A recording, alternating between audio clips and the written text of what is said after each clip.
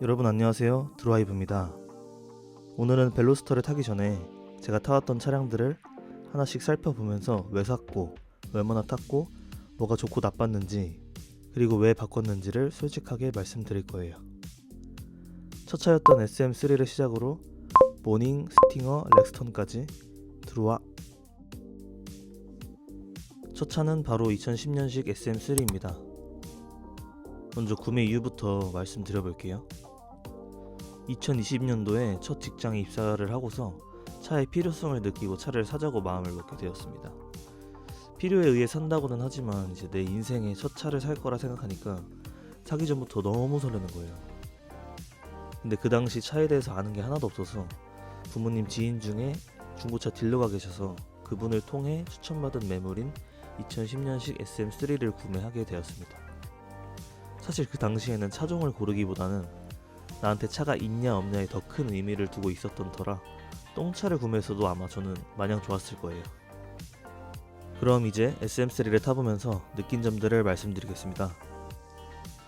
일단 무난합니다. 정말 무난해요. 같은 차급에 비슷한 연식 중고차 가격 대비해서 훨씬 저렴해서 좋긴 했습니다만 실내 디자인이 현대 기아차보다는 뭔가 구린 느낌이었고 실내 버튼류들이 너무 잘 까지는 고질병도 있더라고요. 온도 조절 버튼이나 풍량 버튼 같은 것들이요. 그리고 정비비나 수리비가 현대 기아보다 한 1.5배 정도는 되는 것 같더라고요. 에어컨 필터를 예로 들면 현대 기아는 그냥 넣었다 뺐다만 하면 되는데 SM3는 볼트 풀어야 하고 옆에 뭐 뜯어야 하고 뭐 이런 기본적인 정비성들이 좋지 않다 보니까 정비비도 더 비싼 것 같았어요. 그리고 고질병 중에 하나인 일명 미친 깜빡이. 마치 급동신호가 온 사람처럼 깜빡이가 사정없이 깜빡거립니다. 깜빡이 배선 문제라 배선만 사서 배선 작업만 해주면 해결은 되는데 문제는 잘 수리를 해놓아도 몇 개월 뒤에 또 그러더라고요. 저는 2년간 타면서 3번 정도 그랬던 것 같아요. 조금 불편한 건 이 정도였고 이것 말고는 첫 차로서 역할은 충분히 해냈다고 봅니다. 이제 2년간 타고 다닌 SM3를 떠나 보낸 이유에 대해서 설명드려 볼게요. 이유들 중에 가장 문제가 되었던 일이 있었는데요. 제가 기어봉 위치를 D단에 놓은 걸로 착각하고 매뉴얼 모드로 기어를 걸어놓고 별다른 조작 없이 30분 동안 고속도로 주행을 했었는데 그래서 그랬던 건지 주행 중 미션 슬립이 나서 밟아도 제대로 변속이 안 되고 정상 출력이 안 나오더라고요. 그래서 카센터에 가서 수리비 견적을 여쭤봤는데 거의 차값의 반을 말씀하셨습니다. 수리비도 차값에 비해 너무 비싸기도 했고 기존에 가지고 있던 고질병인 미친 깜빡이 증상과도 작별하고 싶기도 해서 그냥 차를 팔기로 마음먹게 되었습니다. 왠지 고쳐서 타기엔 정이 다 떨어져 버렸거든요. 그래서 결국엔 첫 차였던 저의 2010년식 SM3와 작별을 하게 되었습니다. 그 다음 차는 2017년식 모닝입니다. 구매 이유부터 바로 말씀드릴게요.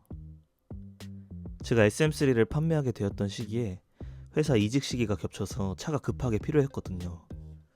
그래서 급하게 저희 엄마가 타고 다니시던 모닝을 구매하게 되었습니다.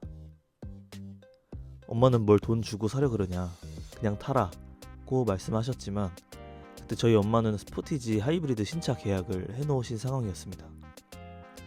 당연히 차 인수하는 날 잔금 치를 때 돈이 필요하실 거라 생각이 들어서 엄마의 마음만 받고 값을 지불하고 차를 타게 되었습니다. 대신 딜러 매입가 정도로 저렴하게 할인받아서 구매했습니다. 그럼 이제 약 7개월 정도 모닝을 운행해보면서 느낀 점에 대해 설명드려볼게요. 모두가 아는 장점이죠. 좁은 골목이나 주차장 이런 데서 가장 빛나는 차라고 생각합니다. 적은 유지비는 덤이고요. 정비비가 정말 저렴해요. 일반적으로 직장을 다닌다고 하면 모닝을 유지하는 데 있어서는 전혀 부담이 되지 않을 거라고 장담합니다. 엔진오일, 미션오일 교체도 정말 저렴한 편이고요. 소모품 중에 가장 비싸다는 타이어도 저렴합니다. 하지만 출력이 너무 약해요. 경차는 운전 잘하는 사람들이 끄는 거다 라는 말이 이해가 되더라고요. 출력이 약하다 보니 빠릿빠릿하게 껴야 할 때 끼기 어렵고 잘 껴주지도 않고 추월도 쉽지 않았어요. 그리고 조금 높은 언덕길을 오르는데 엔진 소리는 거의 포르쉐거든요. 근데 계기판을 보면 속도는 50km. 근데 최근에 캐스퍼 터보를 운행해봤는데 경차의 터보 엔진만 달려도 이런 고충은 다 해결되는 부분이더라고요. 경차 사시려는 분이 계시다면 무조건 터보 엔진이 들어간 차를 구매하시길 추천드릴게요. 이어서 모닝을 떠나보내게 된 이유를 말씀드리자면 장거리 출퇴근을 해야 했고 출퇴근길에 언덕길도 많았고 출력에도 목이 말랐고 차가 없을 때부터 사고 싶어 했던 차도 계속 눈에 아른거렸고 그런데 차를 판매함에 있어 가장 컸던 이유 중 하나는 감가 없는 중고 시세였습니다. 위에서 제가 엄마의 모닝을 딜러 매입가 정도로 구매를 했다고 말씀드렸죠. 정말 그 가격 그대로 판매를 했습니다. 단 10원의 오차도 없이 그대로 팔았어요. 그렇게 저렴한 유지비와 감가 제로에 우리 모닝이를 보내주게 되었습니다. 이제부턴 제가 타고 싶은 차를 타기 시작한 시기였는데요. 개인적으로 가장 타고 싶었던 차 1순위였던 스팅어입니다. 2020년식 스팅어 2.0 터보고요. 스팅어를 구매하게 된 이유 설명드릴게요. 일단 저의 드림카였어요. 자차가 없을 때부터 길에 스팅어만 지나가면 나중에 돈 벌어서 꼭 타야지 했던 차였어요. 무슨 말이 필요한가요? 드림카였는데. 제 눈에 너무 예뻐 보였고 목말라 했던 출력 면에서도 갈증이 해소되고 트렁크 활용도도 높았고 옵션도 풍부했었고 그냥 너무 타고 싶었던 차라 구매를 하게 되었습니다. 그렇게 약 1년 반 정도를 운행했고요. 정말 행복했었고 재밌게 타고 다녔던 것 같아요. 스팅어를 타고 다녔을 때 정비했던 부분들과 튜닝했던 부분 그리고 좋았었던 점, 불편했던 점 전부 설명드리겠습니다. 가장 먼저 스팅어의 고질병 중 하나인 브레이크 디스크 열변이요. 순정 디스크와 패드의 조합이 잘 안 맞는 탓인지 고속 주행 시 브레이크를 밟으면 핸들이 덜덜덜 떠는 고질병이 있었습니다. 그래서 저는 파츠팜의 카오스 디스크랑 하드론 프리미엄 패드 조합으로 상대적으로 저렴한 비용으로 정비를 했습니다. 보시는 것처럼 순정 디스크보다는 멋진 외관은 덤으로 정비를 마무리했고 교체를 한 뒤에는 해당 고질병을 느끼지 못했습니다. 고질병을 해결하고 나서는 한참을 고민하다 배기 튜닝을 진행했습니다. 제 인생의 첫 배기 작업이었는데 출력에 맞게 배기 사운드가 조금 있었으면 운전이 더 재밌겠다는 마음에 배기 엔드만 스팅어 3.3 터보 전용의 가변 배기로 튜닝을 하게 되었습니다. 기존의 엔드는 가변이 아니었기 때문에 당연히 구변도 진행을 했고요. 근데 3.3 터보 전용 엔드의 경우 머플러 팁의 크기가 2.0 터보보다 크다 보니 리어 디퓨저와 리플렉터도 3.3 전용으로 같이 교체를 해야 했었는데요. 신품 가격이 생각보다 그렇게 비싸진 않아서 배기 작업하면서 같이 교체를 진행했습니다. 첫 배기이다 보니까 너무 우렁찬 건 부담스러워서 엔드만 교체를 했는데 너무 만족했습니다. 배기음은 영상으로 한번 확인해 보시죠.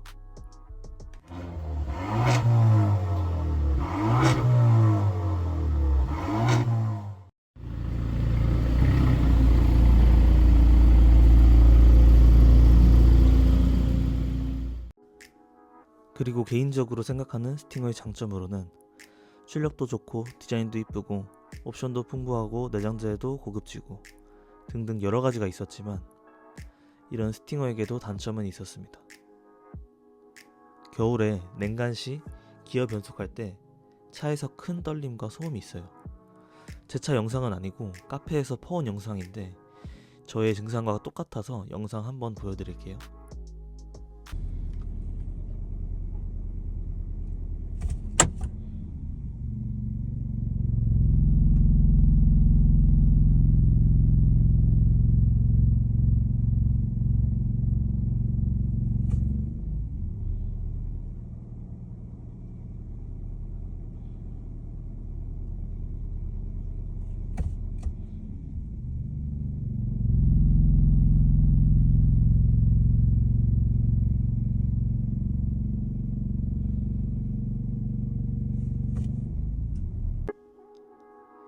스팅어 카페를 찾아보니까 고질병 중 하나더라고요.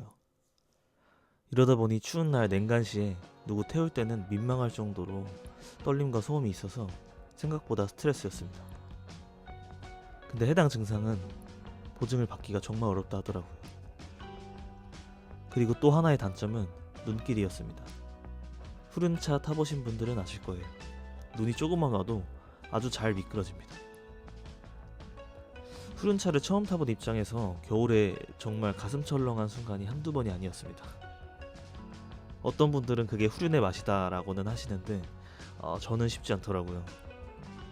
그래서 겨울마다 윈터 타이어로 교체하고 운행을 했었는데 제동거리는 확실히 줄기는 하지만 후륜 자체의 특성상 미끄러짐은 어쩔 수 없더라고요. 낮은 언덕임에도 불구하고 ESC 오프를 하고 등판을 해야 올라가고요. 영상으로 한번 확인해 보시죠.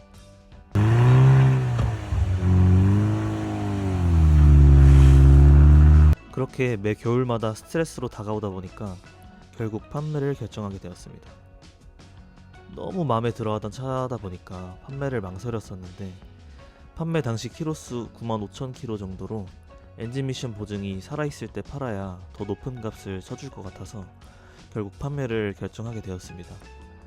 1년 반 동안 3만 km 정도 운행 후 판매한 건데 그 당시에 스팅어가 정말 감가가 심하더라고요. 눈물을 머금고 판매를 결정했죠. 스팅어가 지금은 감가가 많이 된 것 같던데 구매 예정이신 분들 부럽습니다. 스팅어 이후 제 인생의 네 번째 차는 2019년식 G4 렉스턴이었습니다. 구매 이유부터 말씀드려 볼게요. 스팅어 판매 후 겨울에 강한 차가 끌렸고 살면서 대형 SUV는 꼭 한번 타보고 싶었던 마음도 항상 가지고 있었습니다. 눈 와도 걱정 없는 파트타임 사륜 구동에 이사도 곧 앞두고 있어서 짐도 많이 실을 수 있고 SUV 중에서도 가장 전고가 높고 차박도 할 수 있고 베이지 시트였으면 좋겠고 마지막으로 금방 되팔아도 감가가 없는 차를 사려고 찾다 보니까 딱 G4 렉스턴이었어요. 감가는 이미 60%가량 진행되어 있었고 제가 원한 조건이 전부 맞아 떨어진 차여서 바로 구매를 했습니다. 그렇게 구매 후 실제 주행해보면서 느꼈던 부분들을 말씀드릴게요. G4 렉스턴으로 겨울을 지내보니까 파트타임 사륜 구동의 장점을 확실히 알게 됐어요. 아무도 오르지 못하고 있는 눈길 언덕에서 나만 유유히 올라갔을 때의 그 희열, 부러움의 시선이 느껴질 정도였어요. 뿐만 아니라 크고 넓은 적재 공간으로 원룸 정도 이사하는 데에는 충분했습니다. 용달비를 아껴서 너무 좋았어요. 큰 차도 있었겠다, 차박도 몇 번 했었는데 실내가 넓다 보니까 2명이서 차박해도 충분한 사이즈였어요. 하지만 렉스턴도 단점을 피해갈 순 없죠. 일단 바디온 프레임, 즉 프레임 바디다 보니까 승차감은 기대하면 안됩니다. 비포장 도로나 조금만 도로 상태가 좋지 않다면 승차감은 정말 저세상입니다. 그리고 차가 무겁고 높다 보니까 롤링이 되게 심해요. 예민하지 않은 사람도 뒤뚱거리는 게 느껴진다고 할 정도입니다. 그리고 사소하지만 후진 시 주차선이 보이도록 사이드미러가 내려가는 옵션이 있는데 간헐적으로 다시 올라오지 않는 고질병도 있었고 스팅어를 탄 후라 그런지 출력도 그립더라고요. 그리고 마지막으로 가족들과 지인들이 20대가 왜 이리 아저씨 같은 차를 타냐 라는 말을 정말 많이 들었습니다. 결국 또 기변병에 걸린 저는 현재 타고 있는 벨로스터로 기변을 하게 되었습니다. 이렇게 지금까지 타봤던 차들 이야기를 제 스타일대로 한번 풀어봤습니다. 앞으로는 또 어떤 차를 타게 될지 궁금하시죠? 하지만 지금은 벨로스터 매력에 푹 빠져 있어서 당분간 기변은 하지 않을 것 같아요. 그렇게 20대 5대의 차를 갈아탄 남자 이야기 시리즈는 여기서 마무리하도록 하겠습니다. 현재 운행 중인 벨로스터의 유지비나 추가적인 튜닝 내용들, 그리고 제가 사용 중인 차량용품, 세차용품, 다이용품 등등 많은 영상 콘텐츠로 다시 찾아오도록 하겠습니다. 지금까지 드루와이브였습니다. 감사합니다.